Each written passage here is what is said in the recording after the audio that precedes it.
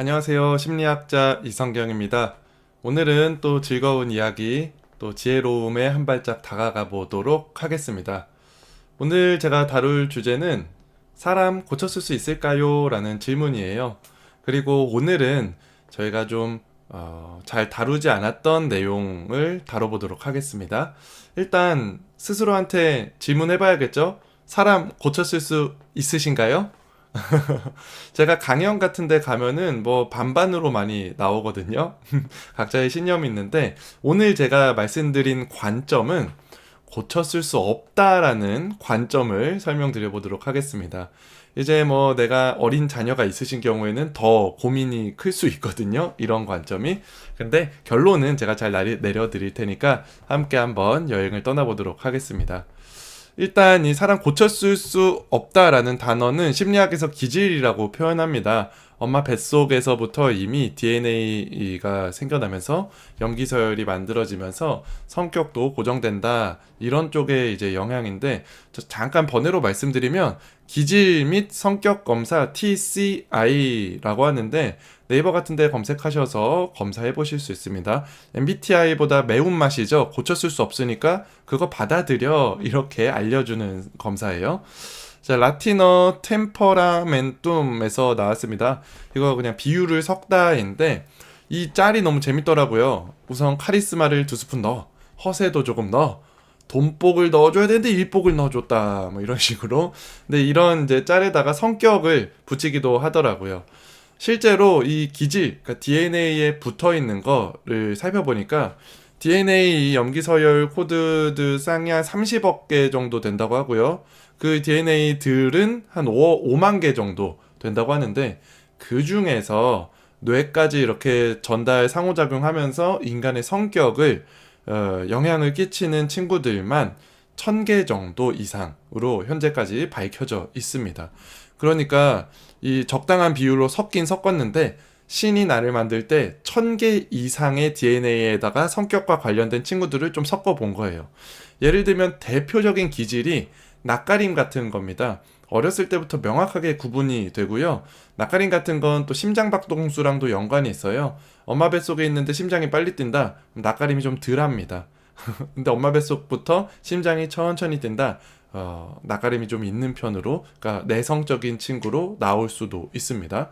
또 대표적인 게 모험심이라던가 위험을 감수하면서 막 다이나믹한 스포츠 같은 거 즐기시는 분들 있죠. 또는 사람한테 친근하게 대하고 더 먼저 다가가서 다양한 사람들이랑 호기심 넘치는 새로운 일들을 함께 하는 거. 이런 거는 사실 MBTI 같은 걸로 좀 파악하기가 어려워요. MBTI는 이 기질의 영역이 아니라 환경의 상호작용에 조금 더 밀접한 성격적인 요인으로 보기 때문인데요. 어쨌든 간에 다시 기질로 돌아와서 대표적인 기질과 관련된 연구를 하나 소개해 드려 볼게요. 토마스 부샤드 맞나요? 토마스 부샤드 이 심리학자인데 이 사람이 1980년대에 뭐 뉴스 기사 같은 걸 본 거죠. 30년 만에 쌍둥이가 다시 만났다 뭐 이런 거. 그런데 이제 심리학자니까 궁금해진 거예요. 30년 만에 다시 만났으면 성격이 어느 정도나 비슷할까? 어느 정도나 차이가 있을까? 그러면서 우리나라에서 많이 하는 거 딱 보니까 가정 환경이 영 안 좋다 이런 얘기들 하잖아요. 놀랍게도 기질적으로 보면은요, 가정 환경으로부터 형성되는 성격이나 이런 인성적인 부분은 10% 봅니다. 뭐 엄청 적다라고 볼 수는 없지만 큰 부분은 이 유전으로부터 온다라는 거예요. 그래서 실제로 200쌍 이상의 쌍둥이들을 가지고 연구한 학자에 따르면 유전이 52%, 성격이 48% 이렇게 우리의 성격을 형성한다라고 보기도 합니다. 어쨌든 우리가 유전으로부터 오는 성격적인 특성을 너무 간과하면서 살고 있는 건 아닐지라는 생각인데, 이 심리 실험으로 돌아와서 지금 여기 화면에 있는 분들은 이제 30년 만에 만났는데 어렸을 때 태어나자마자 입양 보내졌습니다. 한 분은 아주 자유로운 뭐 부모님 중에 막 댄서도 있고 이런 환경에서 되게 자유롭게 자랐고요. 한 분은 엄청 엄격한 부모님 밑에서 자랐습니다. 그리고 정확하게 30년 만에 이 실험 때문에 만났어요. 근데 너무 놀란 거예요. 옷 입는 스타일이라던가 좋아하는 거라던가 자기의 성격 특성, 뭐 손톱을 물어뜯는 습관이라던가 자기가 이미 가지고 있는 취미라던가 쓰고 있는 향수라던가 너무 똑같은 거예요. 그래서 지금은 이제 이 실험이 지난 지 한 30년 지나서 할머니가 됐는데 이 남편이 이런 얘기를 하죠. 제게 또 다른 부인이 있는 것처럼 느껴질 만큼 둘은 너무나 똑같습니다. 이게 이제 DNA로부터 사람의 성격이 형성된다 라는 중요한 연구의 한 자료가 됩니다. 그래서 이분들의 논의하지 않은, 그러니까 따로따로 산 것 중에 비슷한 것들을 모아봤거든요. 일단 향수, 똑같은 브랜드의 똑같은 향이었습니다. 놀랍죠? 왜냐면 우리 뭐 정신분석학에서는 태어나서 뭐 2년이 중요하다라던가 또는 뭐 사춘기 전까지의 양육 환경이 인생을 좌우한다라던가 너무나 다른 가정 환경에서 다른 부모 밑에서 자랐는데 쓰는 향수가 향기까지 똑같아요. 팔찌 같은 거 액세서리도 톤이나 이런 문양들이 비슷했고요. 이런 것도 재밌죠. 둘 다 흡연을 하는데요. 흡연하는데 이거 잿더리입니다. 근데 잿더리도 똑같은 브랜드의 똑같은 모양의 잿더리를 쓰고 있었어요. 논의한 게 아니에요. 그리고 좋아하는 옷 스타일, 주로 입는 옷 스타일을 가져와 보세요 하니까 이런 거 가져온 겁니다. 왼쪽에 이렇게 보이시고 오른쪽에도 이렇게 보이시죠? 목폴라 니트 같은 거예요. 화이트랑 약간 이 바다 색깔인가요? 그래서 왜 도대체 이렇게 DNA로부터 성격에 영향이 있을까? 조금 더 설명을 드리면 도파민이라는 친구로 설명을 대표적으로 드릴 수 있습니다. 도파민은 쾌락의 호르몬이라고도 막 불리는데 보상을 담당하고 있어요. 그래서 예상치 못한 뭐 예를 들면 로또 같은 거 맞으면 또는 갑자기 길 가다 10,000원 주우면 도파민이 분비가 됩니다. 근데 이 D4DR이 도파민 수용체, 즉 도파민의 그릇입니다. 얘가 길면 이런 환경들을 마주하는 걸 좋아하겠죠. 그래서 자꾸 왜냐면 도파민이 내가 많이 그릇이 커가지고 도파민이 많이 받아요. 그럼 그거에 대한 영향도 많이 받는 거예요. 그러니까 거꾸로 얘기하면 도파민의 영향으로부터 쾌락감을 느끼고자 하는 환경을 내가 찾아가는 성격이 되는 거예요. 새로운 사람을 만난다던가 낯가림 없이 다가간다던가 새로운 스포츠 운동을 한다던가 번지점프나 뭐 패러글라이딩 같은 조금 위험할 수 있는, 그래서 어떤 사람은 도전하는 걸 어려워하는 그런 액티비티한 스포츠를 즐긴다던가. 근데 실제로 역으로 조사해 봤거든요. 야마카시라고 하죠. 이렇게 가다가 옥상에서 옥상 넘어가고 계단 높은 데서 뛰어내리고 이런 이제 일본에서부터 온 아마 스포츠인 것 같은데 그런 거 하는 사람들 데려다가 DNA 조사해 보니까 D4DR 수용체가 길었습니다. 평균적으로요. 내향적인 사람들도 조사해 보니까 D4DR 수용체가 짧았습니다. 이게 바로 기질이라는 겁니다. 재밌죠? 그러면 이렇게 이제 얘기를 할 수 있겠죠. 아, 그럼 내 인생 큰일 났네요. 기질 못 바꾸는 거 아니에요? 이런 질문을 던질 수 있어요. 그래서 방금 전에 제가 말씀드린 내용에 반박하는 내용도 제가 한번 소개해 드려 볼게요. DNA 바꿀 수 없나요? 일단 우리가 이렇게 나선형 모양의 DNA 있잖아요. 이거는 염기 서열이 고정 생기죠? 그럼 못 바꾸죠. 그래서 우리 아빠가 저랑 똑같이 생긴 것처럼 또는 뭐 제가 자녀를 낳으면 제 자녀랑 똑같이 생긴 것처럼 DNA가 하는 것들이잖아요. 이런 거 바꾸기 어렵습니다. 갑자기 저희 뭐 예를 들어서 백인 밑에서 백인이 결혼했는데 갑자기 흑인의 DNA가 나올 수 없듯이 뭔가 좀 고정된 느낌이 있는 거예요. 대신에 DNA를 조절할 수는 있습니다. 그걸 DNA 메틸레이션, 메틸화라고 하는데 그게 뭐냐면 이 메틸기라는 친구가 있어요. 탄소랑 수소로 이루어져 있는데 걔가 DNA가 가서 붙죠. 그럼 그 DNA의 역할의 스위치가 꺼지는 겁니다. 대표적인 예시를 한번 들어볼게요. 2차 세계대전 때 1944년에 독일이 네덜란드 굶주리기 작전이라는 걸 했어요. 그래서 네덜란드 사람들이 밥을 못 먹어서 10,000명 정도가 돌아가신 그런 사건이 있었습니다. 그것을 그때 당시에 이제 임신한 임산부들이 있는데 그때 태어나서 어쨌든 살아가지고 겨우겨우 살아가지고 출산해가지고 그때 자란 아이들이 지금 이제 할머니 할아버지들이 됐잖아요. 유독 당뇨도 많이 걸리고 비만도 많이 걸리고 만성질환에 많이 걸리는 거예요.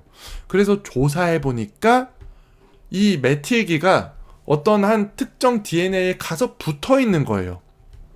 알고 보니까 대표적으로 이런 역할하는 친구한테 가서 붙어버린 겁니다. 지방세포 제거해주는 DNA 역할이 있는데 거기 가서 메티기가 가서 붙어버려요. 스위치를 꺼지죠. 지방세포를 제거하지 않습니다. 그러니까 비만에 걸리게 되고 혈당 인슐린 같은 거에 영향을 받아서 포도당이 오줌으로 나오는 당뇨에 걸리게 되는 거예요. 왜 이런 일이 일어날까? 그것을 후성 유전학이라고 합니다. 유전체 그 자체는 바꾸는 건 아니지만 유전자에 영향을 줄 수 있는 다양한 내용들을 말하는 거죠. 그러면 이렇게 신체적인 것들에도 영향을 주는데 우리나라에서 이런 거 실험 또 해봤는데요. 엄마가 임산부인데 임신 중에 다이어트를 한다. 이것도 몇백 명 친구들 대상으로 병원에서 이제 아마 이대에서 했거든요. 근데 그 아이들이 소아 비만 확률이 높았습니다.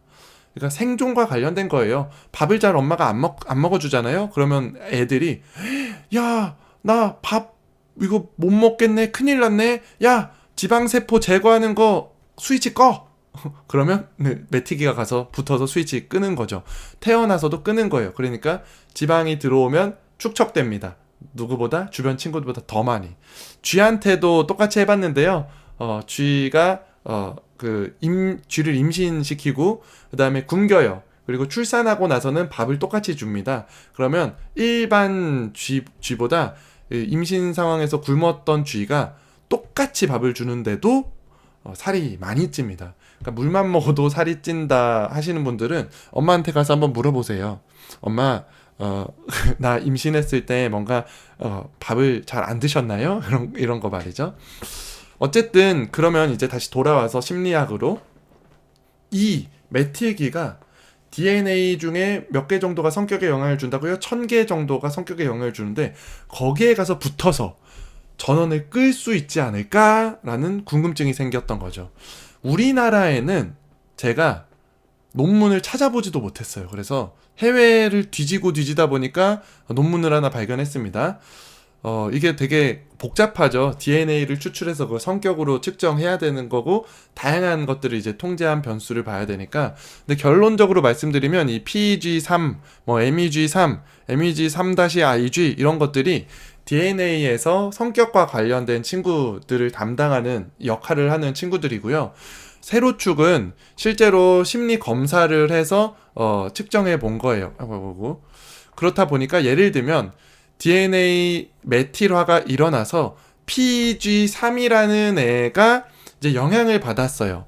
그러면 얘의 PEG3이라는 애의 영향을 받은 메틸화 점수에 따라서 부정적인 정서를 더 잘 느낄 수 있다는 겁니다. 쉽게 말하면 이 DNA 메틸화, 그 DNA가 어떤 식습관이든 아니면 어떤 뭔가의 영향을 받아서 그냥 일반적으로 우리가 생각하는 환경의 영향, 가정 환경 이런 거를 넘어서서 훨씬 더 복잡하고 미묘한 뭔가의 영향을 받으면 부정적인 정서를 더 잘 느낀다는 거예요. 대표적으로 논문에 보니까 부모님이 흡연을 한다던가 임신 중에 스트레스를 정말 많이 받는다던가 이제 그런 것들이 주로 영향을 줬던 것 같아요. 이런 성격적인 부분에. 이 밑에 있는 게 이제 제일 곡선이 뚜렷하잖아요. 얘는 서전시라는 친구가 뭐냐면 좀 외향적인 거 같은 거라고 생각하시면 돼요. 그러니까 뭔가 영향을 받으면 DNA 메틸화가 전원을 꺼서 뭔가 좀 차분해야 되는 것들이 전원이 꺼져서 외향성이 발현이 되는 거죠. 메틸레이션은 전원을 끄는 거니까. 그러면 이거 원래 내 DNA는 그렇게 안 생겼는데 뭔가의 영향을 받아서 전원이 꺼진 거면 이거 다시 떨어져 나올 수도 있는 거 아니에요? 라고 또 생각할 수 있죠. 근데 사실 이 DNA와 관련된 친구들은 너무 복잡하고 미묘한 거잖아요. 물론 떨어져 나올 수도 있습니다. 대표적인 게 아이들 발달 과정에서 성에 대해서 눈을 뜨는 거 있잖아요. 그런 것들은 성과 관련된 DNA, 뭐 호르몬이라던가 이런 역할을 하는 친구들이 처음부터 메틸화 되어 있대요. 그러다가 나이가 들면서 이제 스위치가 켜지는 겁니다. 메틸화가 끝나면서. 그러면 이제 성에 대해서 눈을 뜨게 되는 거거든요. 자연스러운 현상이죠.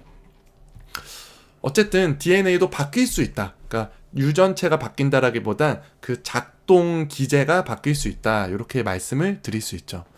두 가지 내용을 드려봤어요. 성격 안 바뀐다. 태어났을 때부터 DNA에서 가지고 온다.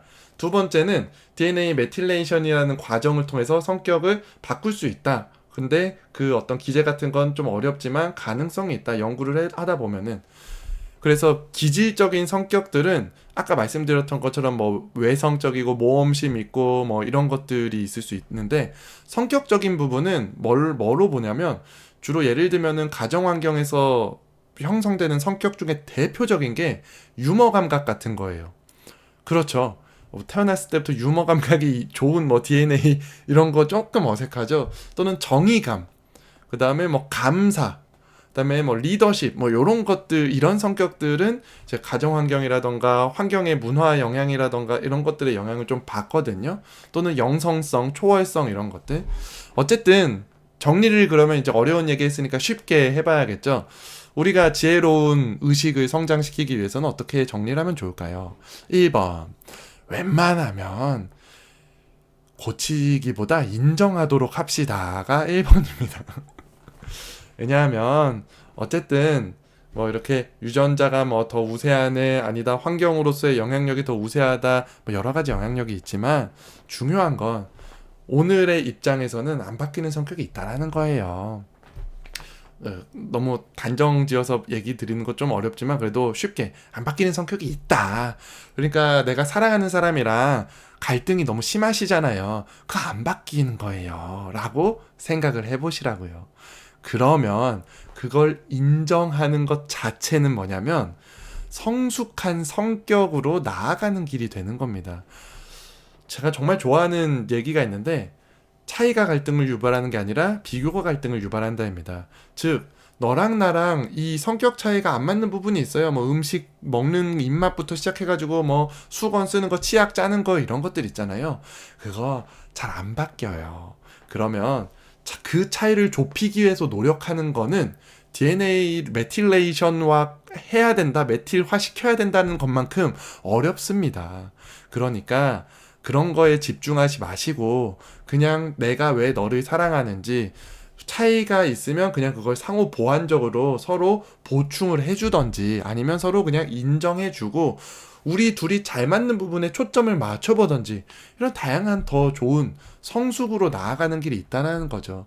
그래서 너와 나의 비교를 하면서 내가 맞네 네가 맞네 하는 것보단 성숙한 성격을 위해서 오늘은 내가 가장 갈등을 경험하고 있는 사람, 사랑하는 사람, 그 사람의 성격을 인정해주고 그 사람의 좋은 성격이 나한테도 어떤 좋은, 그래, 사실은 그 사람이 너무 깐깐하고 막 예민하고 꼼꼼했지만 사실은 그렇기 때문에 신중하게 내가 가끔은 정말 신중한 결정을 내릴 때 도움을 받을 수 있는 거였어. 뭐 이런 식으로 좀 관점을 바꾸는 게 오히려 좋지 않을까라는 말씀을 드리면서 오늘 시간 마무리해 보도록 하겠습니다. 안녕.